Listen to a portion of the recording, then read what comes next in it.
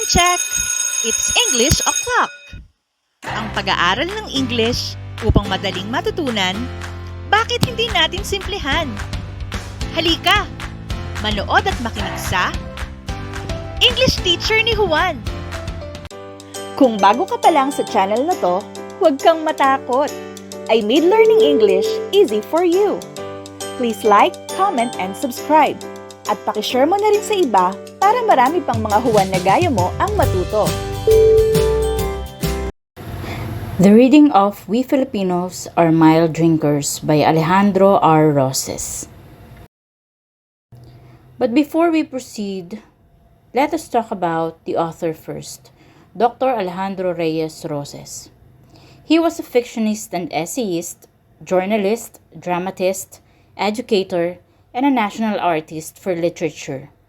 He was the Secretary of Education under President Diosdado Macapagal. As secretary, he drew the nation's attention to the importance of folk customs and festivals. He is regarded as the father of the Maria Clara Awards. He was instrumental in the return of the stolen and held for ransom original manuscripts of Rizal's Noli Me Tangere, El Filibusterismo, and Mi Ultimo Adios. During his freshman year at the University of Arizona in 1940, he wrote the short story We Filipinos Are Mild Drinkers, which won a literary award. His short stories were published in the Arizona Quarterly, Southwest Review, Pacific Spectator, and New Mexico Quarterly. In 1959, Roces came out with his short story collection of Cocks and Kites, earning him the reputation as perhaps the country's best writer of humor stories. He also wrote the short story My Brother's Peculiar Chicken. He is known for his humor and wit in writing.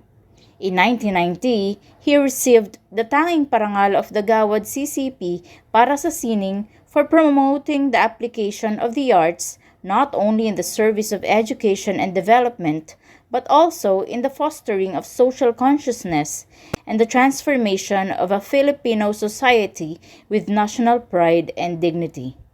He was proclaimed National Artist for Literature in 2003. Now here's the story We Filipinos Are Mild Drinkers by Alejandro R. Roces. When the Americans recaptured the Philippines, they built an air base a few miles from our barrio. Yankee soldiers became a very common sight. I met a lot of GIs and made many friends. I could not pronounce their names. I could not tell them apart. All Americans looked alike to me. They all looked white. One afternoon, I was plowing our rice field with our carabao named Datu. I was barefooted and stripped to the waist. My pants that were made from abaca fibers and woven on homemade looms were rolled to my knees. My bolo was at my side. An American soldier was walking on the highway. When he saw me, he headed toward me. I stopped plowing and waited for him. I noticed he was carrying a half-pint bottle of whiskey. Whiskey bottles seemed part of the American uniform. "Hello, my little brother," he said, patting me on the head. "Hello, Joe," I answered. All Americans are called Joe in the Philippines. "I am sorry, Joe," I replied. "There are no bars in this barrio." "Oh, hell, you know where I could buy more whiskey?" "Here, have a swig. You have been working hard," he said, offering me his half-filled bottle. "No, thank you, Joe," I said. "We Filipinos are mild drinkers." "Well, don't you drink at all?" "Yes, Joe, I drink, but not whiskey." "What the hell do you drink?" "I drink lambanog." "Jungle juice, huh?" "I guess that is what the GIs call it." "You know where I could buy some?" "I have some you can have, but I do not think you will like it." "I like it all right. Don't worry about that. I have drunk everything. Whiskey, rum, brandy, tequila, gin, champagne, sake, vodka. He mentioned many more that I cannot spell. I not only drink a lot, but I drink anything. I drank Chanel number 5 when I was in France. In New Guinea, I got soused on William's shaving lotion. When I was laid up in a hospital, I pie-eyed with medical alcohol. On my way here on a transport, I got stoned on torpedo juice.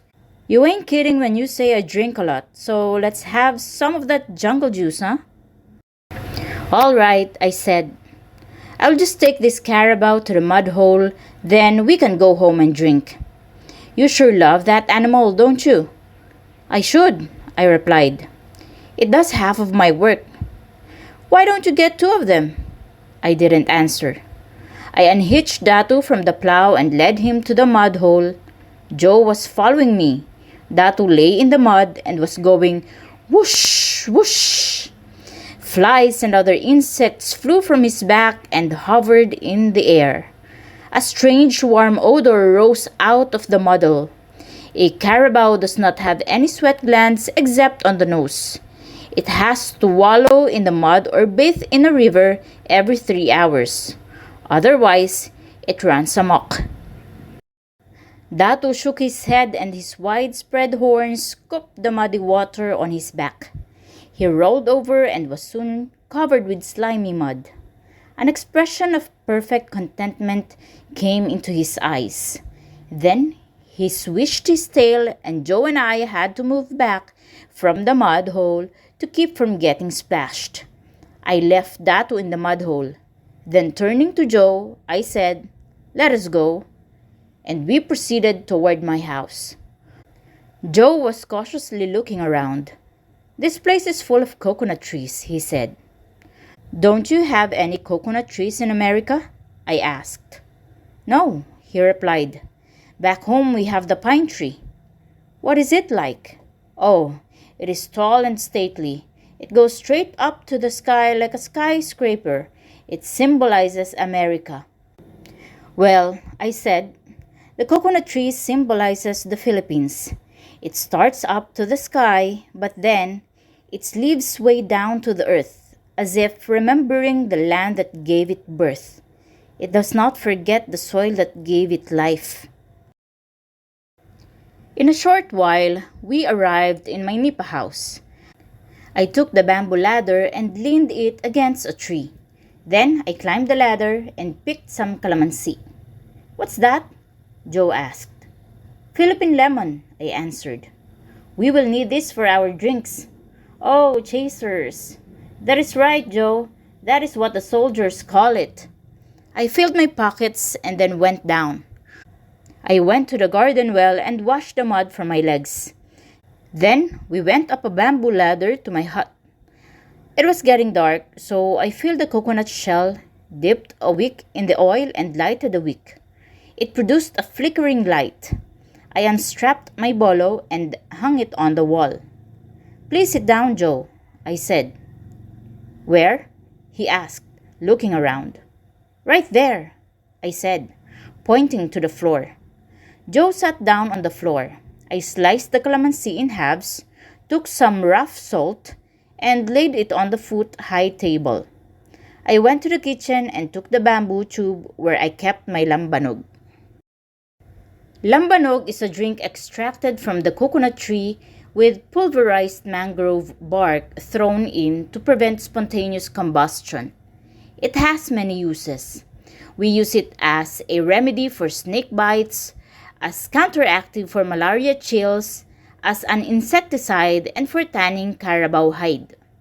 I poured some lambanog on 2 polished coconut shells and gave one of the shells to Joe. I diluted my drink with some of Joe's whiskey. It became milky. We were both seated on the floor. I poured some of my drink on the bamboo floor. It went through the slits to the ground below.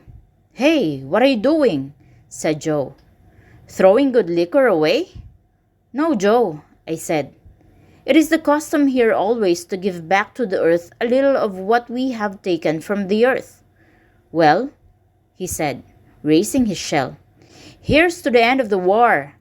"Here's to the end of the war," I said, also lifting my shell. I gulped my drink down. I followed it with a slice of calamansi dipped in a rough salt. Joe took his drink but reacted in a peculiar way. His eyes popped out like a frog's and his hand clutched his throat. He looked as if he had swallowed a centipede. "Quick, a chaser," he said. I gave him a slice of calamansi dipped in unrefined salt. He squirted it in his mouth, but it was too late. Nothing could chase her. The calamansi did not help him. I don't think even a coconut would have helped him. "What is wrong, Joe?" I asked. "Nothing," he said.